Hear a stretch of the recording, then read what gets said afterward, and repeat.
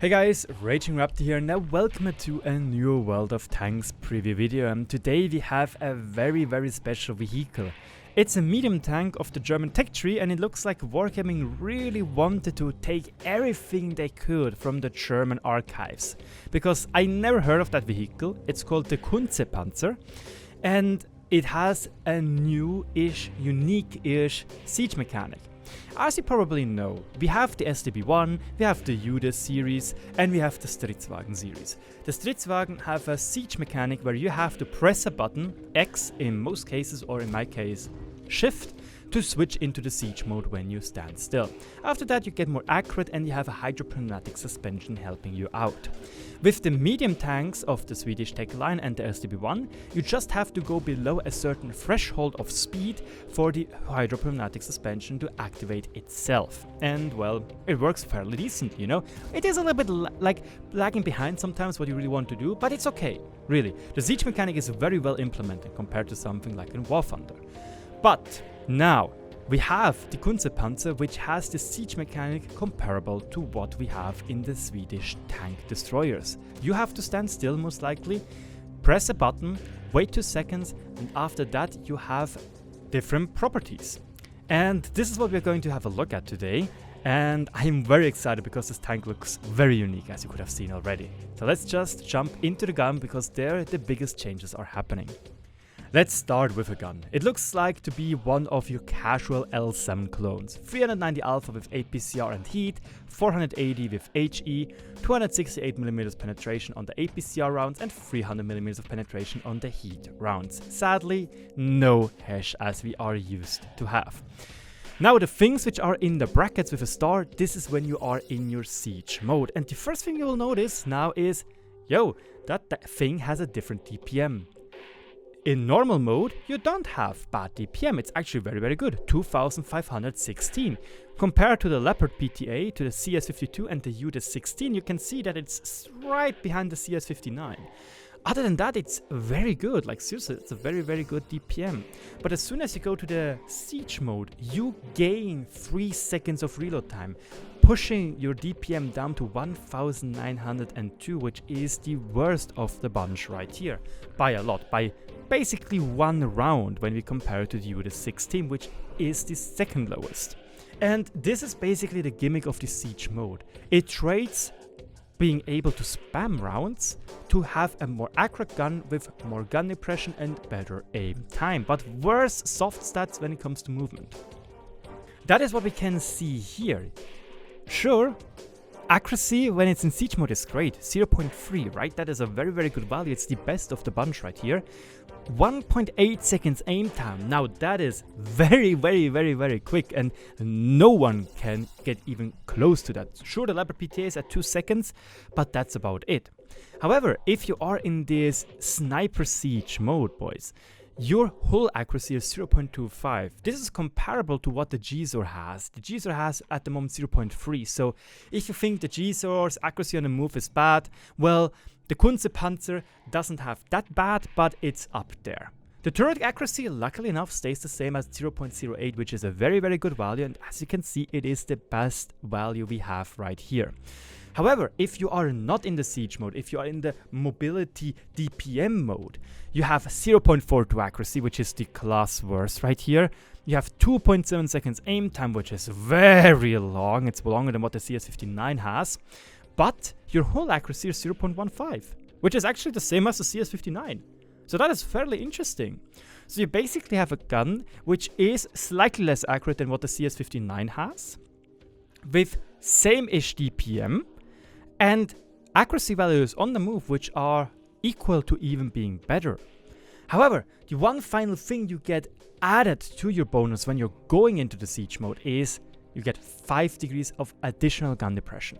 I don't really understand how this is properly going to work, but what I've understood is either the back of the turret is getting elevated or the turret is getting moved slightly forward, allowing to have even more gun depression. But again, we will see this in just a second. It might also just be a hydropneumatic suspension. They didn't really told us this correctly, the fact that was going to happen, because we also get 5 degrees of additional gun elevation. So yeah, that is very interesting because 15 degrees of gun depression, that is the best value you have on this tier, and even on tier 10, the Kranwagen and the Emil have both 12 degrees of gun impression, which is just, you know, it's laughable compared to the minus 15 of the Kunze Panzer, you know? So that is an insanely good value, which I have to say, phew. The question is, however, and you will see it in just a second, when do you really want to use that? You know, 10 degrees is already a very, very, very, very good value. And do you really want to kill your DPM just to have a little bit more of gun impression? Especially, you know, Kranwagen really has a great turret armor. The same goes for the Judas 15-16 and the Judas 16. They have both great turret armors. They are great in that regard. But the Kunze Panzer is not going to have good armor. So, what is really the purpose? It looks like the purpose is also in the mobility, because you also get a different mobility. This base mobility, not in the siege mode, is 65 kph top, 23 kph in reverse, which is nice. 15 HP per ton ratio is a little bit on the low side. As you can see, it is the class, it's the worst of the bunch right here. But it's not that bad. Terrain resistance stay the same, 1.1 and 2.2, which is exactly the same as what the Leopard PTA has. So it is fairly fast when it reaches top speed, but all those vehicles right here will be quicker when it goes uphill or even slightly uphill. And if you can't really abuse your top speed, you won't really feel it, you know. It's the same with the G-Zor, where you will have a top speed of around, let's say 50-55 kph, not the advertised 60 to 65 kph when we compare it to the Kunze Panzer. However, if you are using the siege mode, your mobility gets basically chopped in half. 30 kph top speed, 17 kph in reverse, so that is a little bit of a pity. And you are losing HP per ton ratio as well. It goes down to 10. Now this is almost comparable to what the E100 has. Like, this is a very, very, very bad value. And you will probably notice that. This is kind of weird. You have 15 degrees of gun depression, aka you really want to work those hills. But your HP per ton ratio is not really going to allow that for, because you're so slow going up hills most of the time. That is very, very weird, and actually a little bit of a pity that it is implemented like that. However, gun traverse, or rather turret traverse, 37 degrees per second, that is fine. Like, it's right in the middle, it's okay.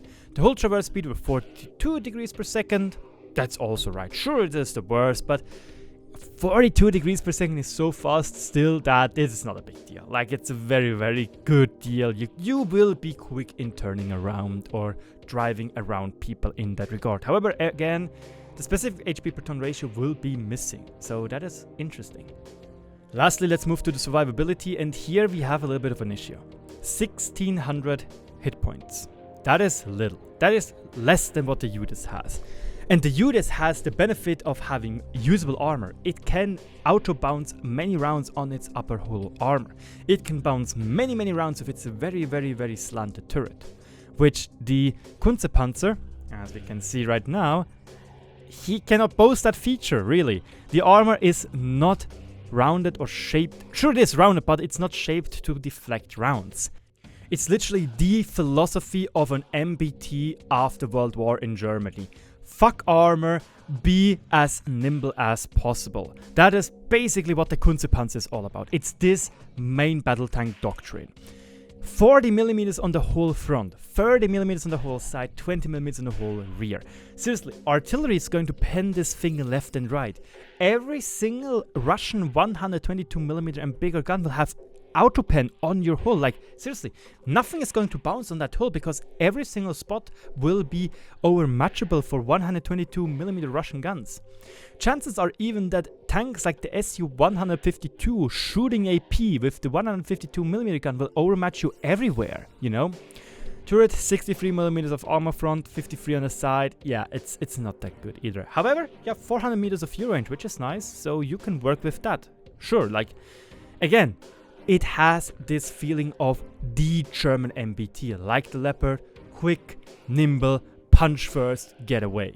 And yeah, the crew, 4 crew members, that is okay. Like, that is what we have with the Leopard 1 as well. Like, that is a totally a-okay crew layout if this is going to be a special tank for crew training purposes.